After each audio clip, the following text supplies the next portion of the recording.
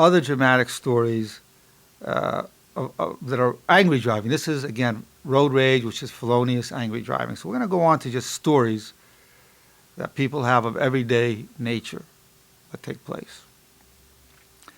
And I'll start it going. One time I was at an airport, and I was very baffled. I couldn't find the terminal. I wasn't sure which terminal. I mean, I was very baffled.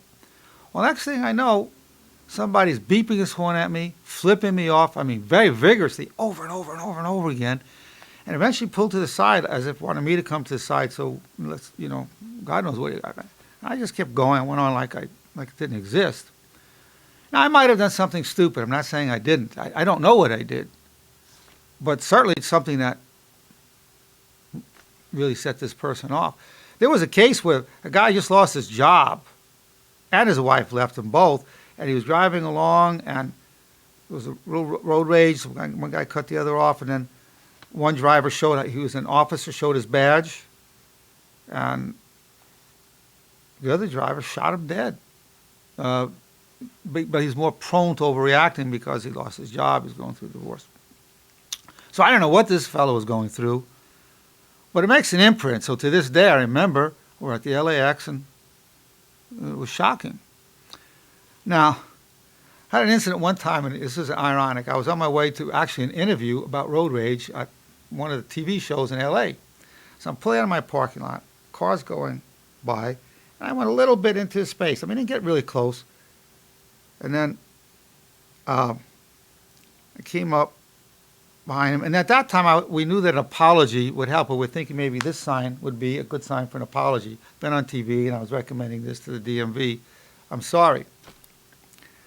Well, I did that sign, and he must have, and apparently, given that we don't have a sign from DMV, once we have it, it'll take care of it.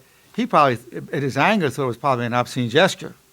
I was going, how could I do that? He probably took it as an obscene gesture because when you're angry, your perception is distorted. He stopped his car. I came out. I stopped. He actually got out of his car. He didn't come over to me. Got out of his car as if, we want to do something about it type thing. I just went on like it wasn't happening. Stopped my car. He got back in and drove off. Then I drove. I turned down the street because I didn't want to keep going where he's going. So I turned down a side street and came on to Beverly. And who did I come into? Him. There he was again. So I got very paranoid. I called my secretary. I said, look, can they get your address from license plates still? Like they used to, and she found out, no, they can't because of some law where they couldn't trace it down. So I started getting concerned. Then, of course, whenever I'd see a car that looked like it, what is this guy, am I going to have a problem with him? So it leaves that degree of paranoia. So these are just some stories for myself. Now, just to let you know, I'm not saying I've never had anger in my life. I personally have never had angry driving. I've never flipped anybody off. I've always, when somebody's cut me off and done something, I say, I'm very tolerant because I've done so many stupid things myself. By the grace of God goes me, I've done stupid things. So I personally never take it personally, but many people do. How could you do that to me? You're an idiot. So let's hear your stories. I'm sure you have stories of things from your own life. Flora, I know when you were younger, what kind of things? You're such a sweet lady, such a lovely lady. But tell us what some of the things that that's ways you showed your angry driving. Oh, I was telling you, if somebody does something to me On when the I road. was younger like that, How old I were would you? explode. Well, 20, 30s, even 20, 30s, 35, 40s, even probably even my 40s. Well, give me an incident, for example, that would have happened. Well, some kid was in the back of me, and I guess he wanted to make a light, and I didn't. I stopped, and he just got behind in his car and got out and says, "You lady, what the hell do you mean going so slow? I mean, I could have made that light, I exploded and told him, well, you so and so and. You curse at him, or what exactly did you do? Yes, I did. You did. Now, I want you to notice something. This is very interesting. I didn't want to announce it ahead of time. Notice you're laughing and Nancy's laughing. No, this is very interesting. Because whenever I gave those seminars, I always used to say several things. I used to say, one, everybody was going to agree to overcome this problem. Number two, 53%, or at least half of you have the problem. But number three, you're going to laugh a lot. Not because I'm so funny, It's just something about it that makes people laugh. And people are amazed because it's not laughable, but people laugh. You notice how you're both laughing? Nothing wrong with that. And I one time taped everybody laughing at these stories. Huh? Yeah. It's just what it is that it's something obvious. A lot of people do it, like you said, but a lot of people don't know how to control it or let it go. Well, and of course, I already gave you the answer to that in that they don't want to let it go and they don't want to control it until they get the Nerenberg cure for road rage. That's the only way to get someone to do it. Otherwise, they don't want to. They want to teach that person, that idiot should know better, and they endangered me, or they did this on the road. They're idiots, stupid, disrespectful, doing this stuff. And they're terrible people, and I'm going to tell them so. That's the attitude. So that was one incident. What other incident happened with you, Flora? Some lady, and this happened not too long ago when I'm already pretty controlled as far as anger is concerned. She cut me off for no reason at all. And she went by and gave me the finger very calmly, Ooh, because it seems like something just burns inside of you and you feel like you say, ramming the car. So you felt like ramming her? Yes. But you didn't show any anger towards her? Yeah, I did. Oh, you did? Oh, you gave her, or you yelled back, or you let her know back? Okay. Okay. But she just very calmly took off. Okay. Notice she laughed again a little bit, and so did Nancy, Yeah. smiling. Okay. Yeah, I can. Now, okay. So you had a homicidal thought. You had a homicidal thought. So, Yeah, very much a homicidal thought. See, this is the genes, fight or flight reaction, homicidal thought. And there's no sweeter, nicer, kinder, more respectful person than Flora. If Flora had a homicidal thought, actually showed angry driving at your age. I'm 70 and you're a little older than me, and at this age, and still have that. And now I want to ask you this question. When you reacted back that way, did you feel better from doing that, or you didn't? No. You didn't the feel anger better? was still there. Stay there. So it didn't really release your anger? No, it didn't. Okay. But you do it without even thinking. I mean, something just innate or reaction. something just explodes in you when somebody Yeah. does that. That's because I never put you through the program.